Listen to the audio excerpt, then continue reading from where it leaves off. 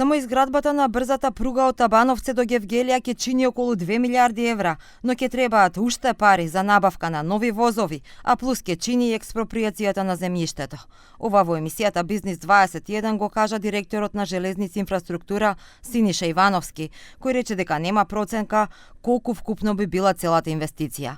Ивановски нема информација ни колкава е каматата за заемот за пругата од 2 милиарди евра од Обединетото кралство, од каде вкупно ќе се задолжима 6 милиарди евра.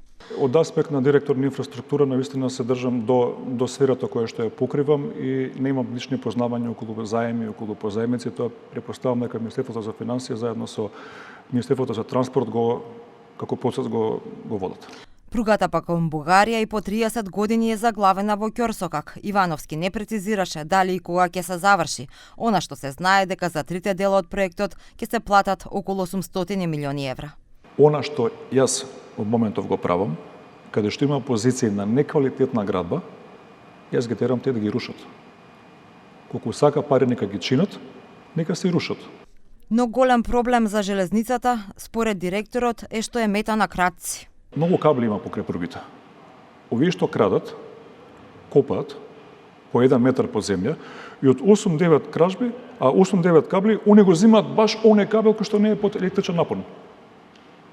Како знаат дека не? Како знаат? Затоа велам, организиран криминал. Ивановски најави дека ќе побара измени во кривичниот законник за построги санкции на кратците кои ја загрозуваат безбедноста на железничкиот сообраќај.